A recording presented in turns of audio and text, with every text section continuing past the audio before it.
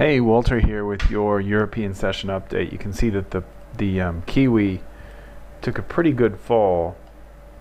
It's pulled back a bit. I think this is what's happening. I think what we're going to see is we're going to see the market come up to this area where it found support back here, and it's going to just push off of that. So perhaps you're new or whatever, you didn't get into the trade. This could be a spot to get in at. It's gone as low as 71.90, so it didn't quite make it. I'm looking to move the break even if it gets to 71.70 or 71.80 before I go to sleep today. So that's one to watch.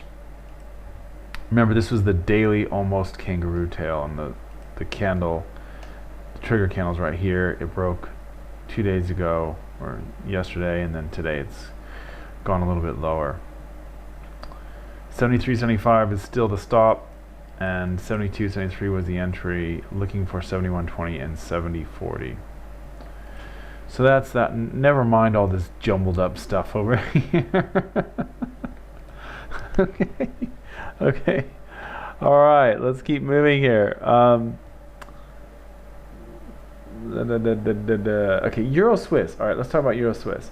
So this is one that I was looking to short with an Acapulco the other day, and it's still kind of holding here, and I'm not convinced. Well, I should say this. It may be doing this. It could be that it's going to send up again, and it's going to hit this trend line at some stage and then come back down and finally break through. That's a possibility. So I don't think it's quite ripe for a trade. That's the Euro Swiss. The Euro Yen's another one we've been watching a lot lately, and it's slowly inching its way back up to the box. If it gets to 121 and prints a bearish candle, I'll sell off of that.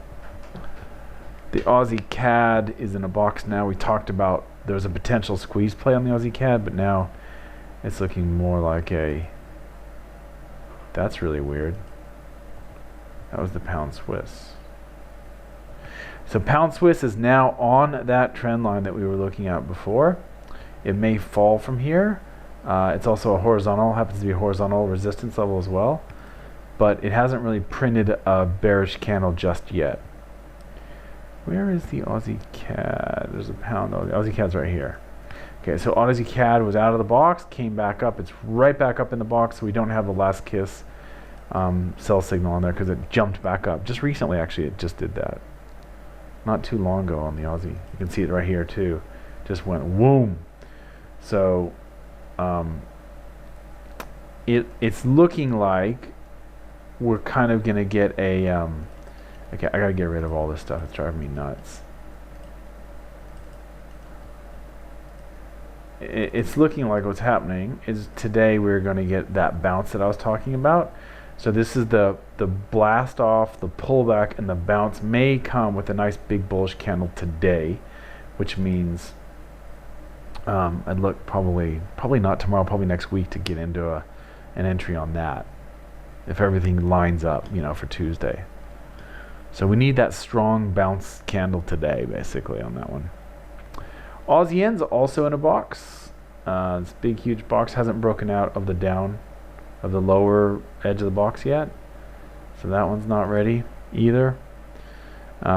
We've talked about silver and gold. Obviously gold is still quite bullish, I believe, but it's consolidating right here, and it's eventually going to break out and go higher. I think 1250 is the spot where I would be really, really careful, because somewhere around there we may see it start to fizzle out in reverse. There's some pretty good resistance up there. Silver's kind of a similar thing. It's going up, but there is a resistance level, I think around 18.50 if I recall. Yeah, so it's basically up here. If it gets up there and fails, that would be a good spot to short silver. Trying to think here. We talked about the Kiwi. Singapore dollar is out of the box. If the Singapore dollar trades down here for a long time, then comes back up and touches the edge of this box and gives a bearish candle, at 1.4145, then I'll probably sell that, just like the euro has already kind of done that and is coming back up. That's a very similar setup to that one. So last kiss would be a bearish last kiss trade. And I think that's it, guys. I don't really have anything else. You could also potentially see a bullish last kiss on our Aussie Swiss, but we'll keep an eye on that one. We'll keep an eye on that one, see what happens. If you have any questions, let me know. We'll see you soon, probably tomorrow during the Asian session, I'm thinking, is the next time I'll see you. Look at this oil. Oil is in a big, huge box. And it's going to get out of that box at some stage. The only question is it going to go lower or is it going to go higher? I think I read something, they were saying that, look at that monthly kangaroo tail on oil. It's got a little bit of space there too.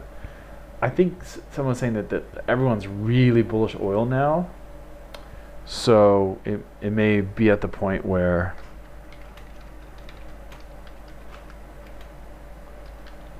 it's going to turn around. See if I can pull up some number.